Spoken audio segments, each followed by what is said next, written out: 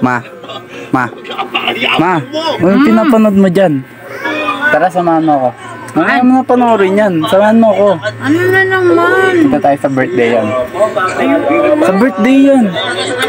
Hindi ako nagsaing, ma. Huwag kang wala kang kakainin. Ano ba naman to? Hindi nga ako nagsaing. Kahit tignan mo pa yung yung sinaing doon.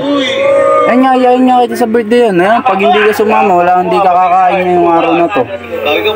Hindi ako nagluto ng tanghalian. Sasama ka ba o hindi? Napakatamad mo.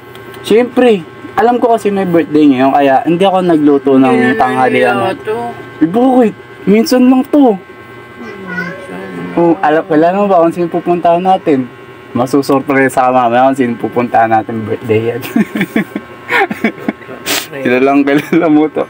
Hindi nga ako nagsayang kahit tignan mo pa dun yung yung sinaing, wala ring ulam. Hindi ko pa niluluto yung upo. Ano ba naman? Anong nakakaya dun? Bakit? May kikain lang naman tayo ah. Naiya. Bakit? Tara na. Ayusin na yung motor. Ayusin ko na. So ayun nga guys, papunta na kami doon sa pupuntahan naming birthday yan. At ang hindi alam ni mama, doon kami pupunta sa birthday ng best friend niya. Dahil ayun nga, nagchat nga si Ate Yoli. At nandito na nga kami at nakarating na kami sa bahay nila. At ayun nga, sobrang nagulat si mama dahil nandito nga kami sa bahay ng best friend niya. Pumasok na nga kami sa loob ng bahay nila at ayun nga, sobrang ganda ng bahay nila dito. At yun, syempre, umupo muna tayo dahil napagod tayo magmaneho guys. Nagulat nga si mama dahil dito tayo pumunta at wala siyang kaalam-alam. At syempre, dahil nandun nga kami sa bahay ng best friend niya, nakita namin si Kuting, ang dati naming pusa na binigay namin sa kanila. Ayun, nilaruan muna namin siya habang hindi pa kami kumakain. At ayun nga guys, kumakain na tayo dito ng paborito nating Maha Blanca na gawa ni Ate Yoli. Sobrang sarap na ito, paborito ko to. At syempre, hindi lang yun.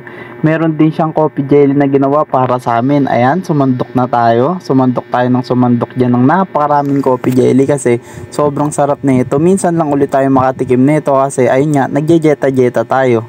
Ayun oh. Sandok tayo ng sandok at si mama habang naipagkwentuhan siya, marami na tayong nasandok.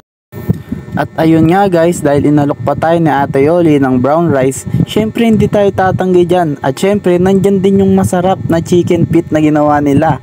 Ayan, adobong paa. Yan, adobong paa ng manok. Sobrang sarap niyan guys and healthy pa.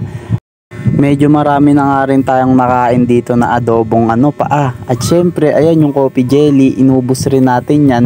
Si mama, kunyari, hindi pa yan busog, pero napakarami na rin talagang nakain yan. Ayun kunyari na ipagkwentuhan pa. Satisfied ka ba sa kinain, mama?